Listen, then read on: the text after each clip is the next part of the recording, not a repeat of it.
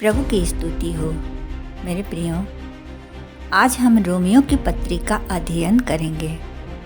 यह पत्री लगभग 57 ईस्वी में पौलुस ने अपनी तीसरी प्रचार यात्रा के अंत में कुरिन्थ नगर से अपने सहकर्मी तिर्तियुस द्वारा रोम की कलीसिया के विश्वासियों के नाम लिखवाई थी और इस पत्री को संभवतः किंक्रिया की कलीसिया की सेविका फीबे ने रोम के विश्वासियों तक पहुंचाई थी। पत्र लिखने का उद्देश्य यह था कि पौलुस वहां के विश्वासियों को सुसमाचार का समुचित ज्ञान देना चाहता था और अपनी स्पेन यात्रा से पहले उनसे मिलना चाहता था। मेरे प्रियो, पौलुस की 13 पत्रियों का आरंभ इस प्रकार से होता है। पौलुस की ओर से, जो परमेश्वर की इच्छा से यीशु मसीह का प्रेरित होने के लिए बुलाया गया है। मेरे प्रियो, पौलुस बुलाया हुआ प्रेरित था क्योंकि वह अपनी इच्छा से प्रभु यीशु के पीछे नहीं चला था, जबकि वह प्रभु यीशु का समकालीन था। वह तरसुस के सौल के नाम से जाना जाता था और एक कट्टर फरीसी था। वह मूसा की तोरा की शिक्षा को सही मानता था, इसलिए मसीहियों का विरोध करता था, उन्हें सताता था, यहाँ तक कि मरवा भी डालता था। इसी धुन में जब वह दमिश्क के मार्ग में चला जा रहा था, तब ज्योति के रूप में यीशु मसीह का दर्शन पाया और उसका जीवन ही बदल गया। प्रभु ने उसका नाम लेकर बुलाया, हे साउल, हे साउल, और वह प्रभु का दास बन गया। रोमी पहले अध्याय के पहले पद में वह रोम के विश्वासियों को अपना परिचय इसी तरह से देता है। पौलुस की ओर से, जो यीशु मसीह का दास है और प्रेरित होने के लिए बुलाया गया और परमेश्वर के उस सुसमाचार के लिए अलग किया गया। कब अलग किया गया? प्रेरित 13 अध्याय 1 से 3 पद। अंताकिया के कलीसिया में कई भविष्यवक्ता और उपदेशक थे। जब वे उपवास सहित प्रभु की उपासना कर रहे थे, तो पवित्र आत्मा ने कहा, मेरे लिए बरनबास और शाऊल को उस काम के लिए अलग करो जिसके लिए मैंने उन्हें बुलाया है। तब उन्होंने उपवास और प्रार्थना के साथ उन पर हाथ रखकर उनकी प्रथम प्रचार यात्रा के लिए उन्हें विदा किया। शुरुआत में चेले उससे डरते थे। उन्हें विश्वास ही नहीं होता था कि वह भी एक चेला है। पहला कुरिन्थी 15 अध्याय के 8 पद में वह उन्हें यकीन दिलाता है कि उसने प्रभु यीशु को देखा है। वह कहता है, वह याकूब को दिखाई दिया, तब सब प्रेरितों को दिखाई दिया, सब के बाद वह मुझको भी दिखाई दिया। मेरे प्रियो, उसने पुनरुत्थित यीशु मसीह को देखा था। कुछ कट्टरपंथी यहूदी थे जो पौलुस को प्रेरित ही नहीं मानते थे, परंतु पौलुस ने भी अपने अथक परिश्रम से कुछ सहकर्मी और चेले बना लिए थे। पहला कुरिन्थी 9 अध्याय का 1 से 3 पद में वह अपने अधिकार के विषय में प्रश्न करता है, क्या मैं स्वतंत्र नहीं? क्या मैं प्रेरित नहीं? क्या मैंने यीशु को जो हमारा प्रभु है नहीं देखा? क्या तुम प्रभु में मेरे बनाए हुए नहीं? यदि मैं दूसरों के लिए प्रेरित नहीं, तो भी तुम्हारे लिए तो हूँ, क्योंकि तुम प्रभु में मेरी प्रेरिताई पर छाप हो। जो मुझे जांचते हैं उनके लिए यही मेरा उत्तर है। प्रेरित का अर्थ है भेजा गया। जैसे मत्ती 28 अध्याय के 19 और 20 पद में प्रभु यीशु ने 11 चेलों को भेजा कि जाकर सारे जगत में सुसमाचार का प्रचार करो। पौलुस भी यीशु मसीह द्वारा नियुक्त किया गया प्रेरित था। इसका प्रमाण यह है कि उसके द्वारा रोगी चंगे होते थे, उसने मुर्दे को जिंदा किया और उसे अन्य भाषाएं बोलने का वरदान प्राप्त था। पहला कुरिन्थी 14 अध्याय के 18 पद में वह कहता है, मैं अपने परमेश्वर का धन्यवाद करता हूँ कि मैं तुम सबसे अधिक अन्य भाषाओं में बोलता हूँ। पद 2 से 4, जिसकी उसने पहले ही से अपने भविष्यवक्ताओं के द्वारा पवित्र शास्त्र में अपने पुत्र हमारे प्रभु यीशु मसीह के विषय में प्रतिज्ञा की थी कि वह शरीर के भाव से तो दाऊद के वंश से उत्पन्न हुआ और पवित्रता की आत्मा के भाव से मरे हुओं में से जी उठने के कारण सामर्थ्य के साथ परमेश्वर का पुत्र ठहरा है। मेरे प्रियो, प्रभु यीशु के दाऊद के वंश से जन्म लेने की प्रतिज्ञा परमेश्वर ने अपने भविष्यवक्ताओं के द्वारा पहले ही कर दी थी।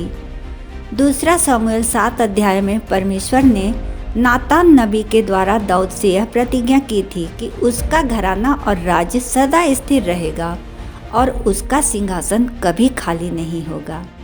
यह प्रतिज्ञा प्रभु यीशु के लिए ही थी कि आगे चलकर दाऊद के सिंहासन का उत्तराधिकारी यीशु मसीह ही होंगे।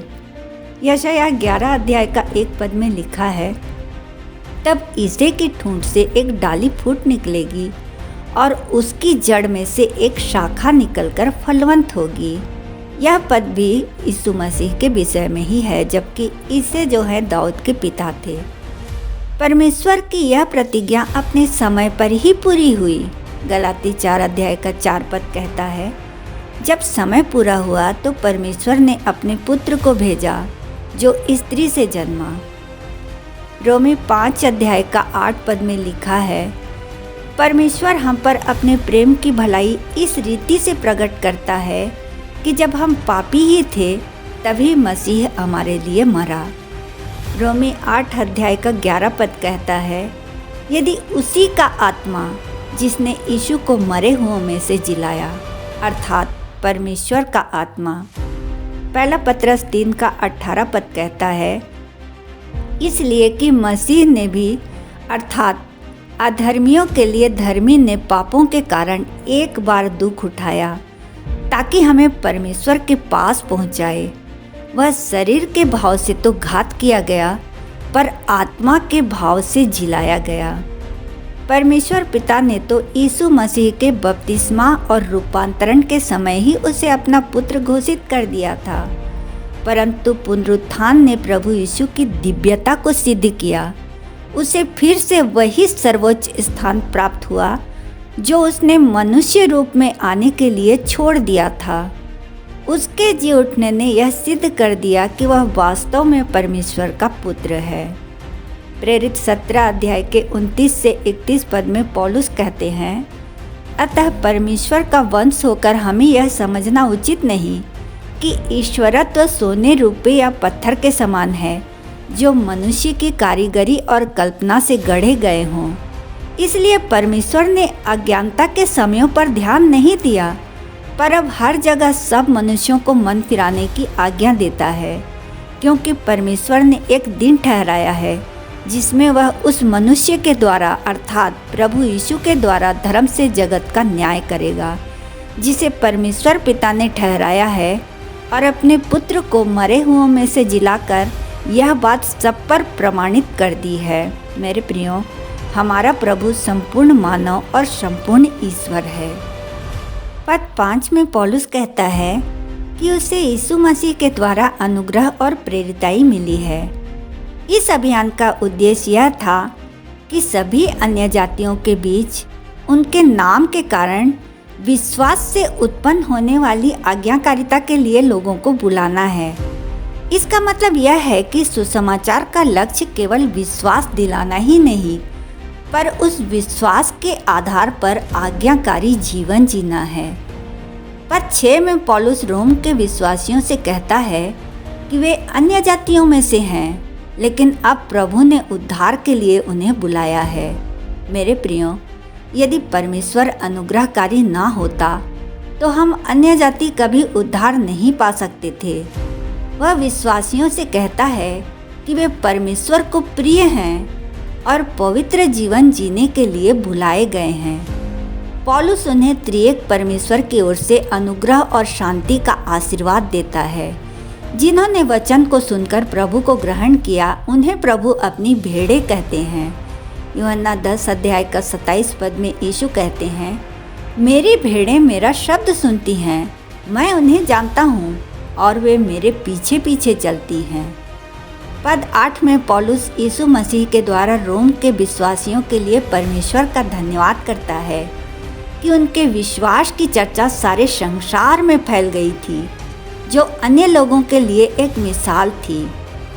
पद 9 में पौलुस कहता है कि वह प्रभु की सेवा अपनी आत्मा से करता है और उसके पुत्र के सुसमाचार के लिए समर्पित है तथा अपनी प्रार्थना में विश्वासियों को हमेशा याद करता रहता है और इस बात का गवाह खुद परमेश्वर है।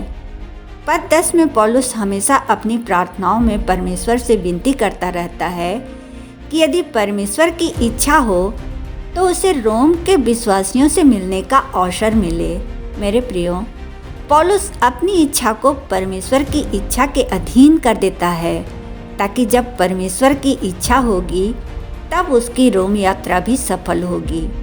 वह रोम के विश्वासियों से मिलकर उन्हें परमेश्वर के वचन अर्थात सुसमाचार की शिक्षा द्वारा आत्मिक रूप से दृढ़ करना चाहता था ताकि उनके विश्वास को मजबूत कर सके। वह केवल उन्हें शिक्षा देने में ही नहीं बल्कि उनसे कुछ सीखना भी चाहता था, उनके विश्वास से प्रोत्साहित होना चाहता था। एक प्रेरित होते हुए भी वह नए विश्वासियों के विश्वास और सलाह को महत्व देना चाहता था। इस पद से हमें यह शिक्षा प्राप्त होती है कि एक मसीही को दूसरे विश्वासी के विश्वास से प्रेरणा और शक्ति मिलती है। पद 13, पौलुस रोम के विश्वासियों के पास जाना तो चाहता था, परंतु सुसमाचार का प्रचार करना उसकी प्राथमिकता थी। वह बार बार उनके पास जाने की योजना बनाने पर भी रुकावटों का उल्लेख करता है। जैसे उसने अन्य जातियों के बीच प्रचार करके आत्मा का फल प्राप्त किया था, वैसे उनसे भी प्राप्त करने की इच्छा जाहिर करता है। रोमी 15 अध्याय के 16 और 20 पद में वह कहता है, मैं अन्य जातियों के लिए मसीह यीशु का सेवक होकर परमेश्वर के सुसमाचार की सेवा याजक के समान करूं, जिससे अन्य जातियों का मानो चढ़ाया जाना पवित्र आत्मा से पवित्र बनकर ग्रहण किया जाए। पर मेरे मन की उमंग यह है कि जहाँ जहाँ मसीह का नाम नहीं लिया गया वहीं सुसमाचार सुनाऊं।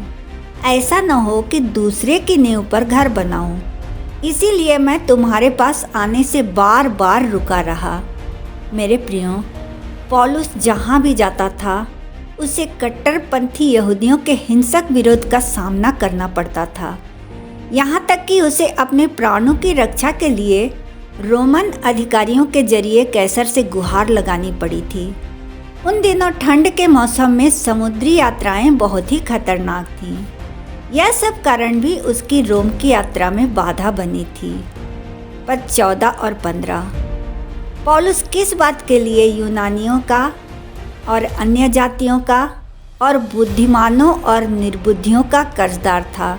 क्या पौलुस ने उनसे कोई ऋण लिया था या कोई भौतिक चीज़ें ली थी? नहीं, उसका ऋण प्रभु यीशु के प्रति था। जब प्रभु ने उसे बहुतायत का अनुग्रह और प्रकाशन दिया और उसे अन्य जातियों का प्रेरित नियुक्त किया, तो उसे एक जिम्मेदारी सौंपी कि उसे हर हाल में सुसमाचार सभी तक पहुंचाना है। परंतु पौलुस सारी दुनिया में अकेले तो सुसमाचार नहीं पहुंचा सकता था। हालांकि उसने कुछ चेले बनाए थे और उन्हें भी सुसमाचार प्रचार के लिए भेजा था। फिर भी वह जिन लोगों तक स्वयं सुसमाचार नहीं पहुंचा पाया था, उनके लिए अपने आप को ऋणी अनुभव कर रहा था। इसलिए वह रोम के रहने वालों को यथासंभव सुसमाचार सुनाने को तैयार था। पद 16 में पौलुस कहता है, मैं सुसमाचार से लजाता नहीं हूँ। मरकुस 8 अध्याय का 38 पद में प्रभु यीशु कहते हैं, जो कोई इस व्यभिचारी और पापी जाति के बीच मुझसे और मेरी बातों से लजाएगा, मनुष्य का पुत्र भी जब वह पवित्र दूतों के साथ अपने पिता की महिमा सहित आएगा तब उससे भी लजाएगा। रोम जैसे महानगर में मसीहियों को घृणा की दृष्टि से देखा जाता था। पौलुस उस जगह भी सुसमाचार सुनाने के लिए भरसक तैयार था, अर्थात वह सुसमाचार सुनाने से शर्मिंदा नहीं था। वह तो हर एक को सुसमाचार सुनाने को तैयार बैठा था, क्योंकि सुसमाचार ही चाहे यहूदी हो चाहे यूनानी, सबके उद्धार के लिए परमेश्वर की सामर्थ है। मेरे प्रियो, सुसमाचार सबके लिए है। यहूदियों का नाम पहले इसलिए आता है कि परमेश्वर का वचन सबसे पहले उन्हीं को सौंपा गया था, परंतु जब उन्होंने विश्वास नहीं किया तब अन्य जातियों को अवसर मिला। प्रेरित 13 अध्याय के 46 पद में पौलुस और बरनबास ने निडर होकर कहा, अवश्य था कि परमेश्वर का वचन पहले तुम्हें सुनाया जाता, परंतु जब तुम उसे दूर हटाते हो और अपने को अनंत जीवन के योग्य नहीं ठहराते, तो देखो हम अन्य जातियों की ओर फिरते हैं। उद्धार पाने का एकमात्र उपाय है प्रभु यीशु पर दृढ़ विश्वास रखना। पद 17, यह वह धार्मिकता नहीं है जो मनुष्य अपने अच्छे कर्मों से पा सकता है। अब्राहम के लिए उसका विश्वास ही धार्मिकता गिना गया। उद्धार की प्रक्रिया आरंभ से अंत तक विश्वास पर ही टिकी है, ना कि कर्मों पर। प्रभु यीशु पर विश्वास करने वालों को ही परमेश्वर धर्मी घोषित करता है, ना कि उनके कर्मों के द्वारा वे धर्मी ठहराए जाते हैं।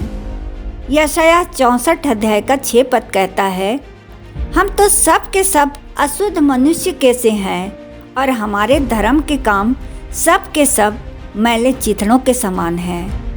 हबक्कुक 2 अध्याय का 4 पद कहता है, देख उसका मन फूला हुआ है, उसका मन सीधा नहीं है, परंतु धर्मी अपने विश्वास के द्वारा जीवित रहेगा।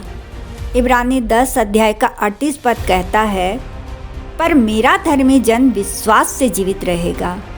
गलाती 3 अध्याय का 11 पद यह कहता है, पर यह बात प्रकट है कि व्यवस्था के द्वारा परमेश्वर के यहाँ कोई धर्मी नहीं ठहरता, क्योंकि धर्मी जन विश्वास से जीवित रहेगा।